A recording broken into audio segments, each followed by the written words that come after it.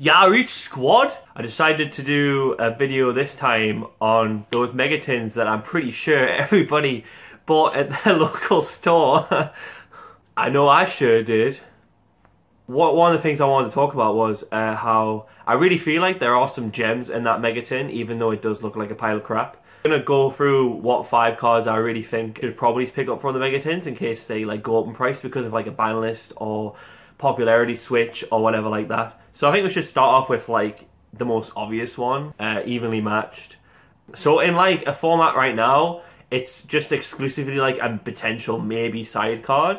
And I think the format's a bit too fast for this card to be particularly shine. But if the game slows down a wee bit, and like we'll get into like some sort of format where it's like Sky Striker mirrors, the card gets ridiculous. Like you can even go as far as like maining it and then just punishing people who just go all in and like set 5, then you just go evenly matched and then you've just outright won the game because you just got rid of 4 of their back row. It kind of becomes like a pseudo heavy storm in that respect where it's in the format and you have to respect it, so you can't go all in, so you have to be careful with your resources and stuff. If it becomes a format like that, then evenly you'll just get ridiculously overpriced. The other card I think you should probably get, if it doesn't get hit on the ban list, is probably Stragonic Diagram.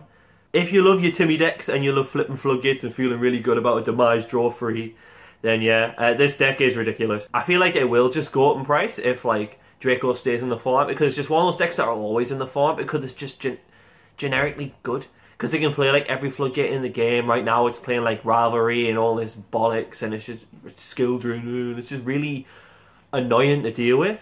I know it already got like, I think it got a reprint in BLLR, but like still like sometimes reprints just don't matter if they've short print and everything. So I think it is worth getting if you decide, if you plan on playing Draco, you think Draco's like a good meta call, especially if the format slows down as well, because Draco fries in any format.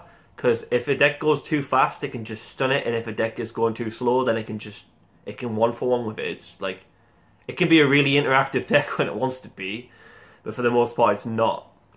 The other collection of cards are like the link monsters that are in there, so like Firewall, Borrow Load, and Saryuja and Topologic.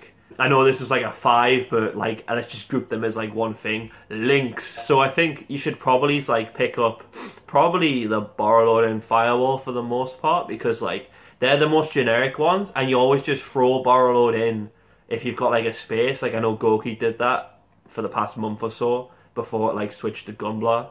And it's just a card that generically outs anything. So I feel like Borrow Load will just shoot up in price if you don't get like a cheap Mega Pack one soon.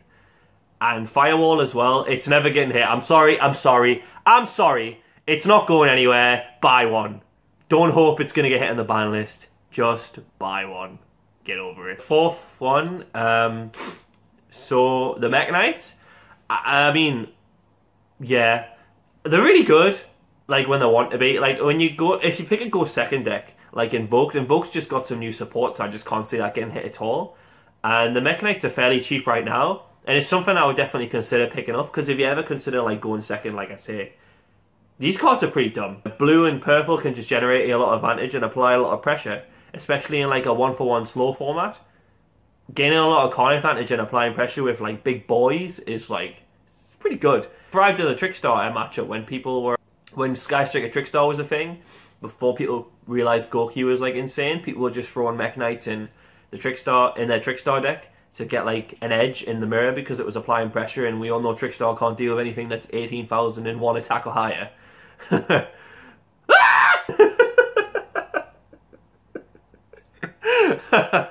The final card, probably one of my favourite cards ever, the Pendulum cards, like Electromite. Because like all the combo decks right now are just worse Gokis, so you don't even consider them as like a viable thing. But I honestly think if this finalist goes the way it should and Goki gets like savaged, then all those worse than Goki combo decks, like Spiral, Pendulum, like those decks will just become the alternative, and they might not be as good as Goki, but it'll just be the new Goki in the format. They might be slightly worse, but it still does everything that Goki does, just not as well, hence why it's not the best. But when the best isn't there, then it becomes the best, and then it just suddenly becomes the next combo deck that you just can't deal with because it just one more comboed off and it forces you to main deck hand traps again. And that sucks.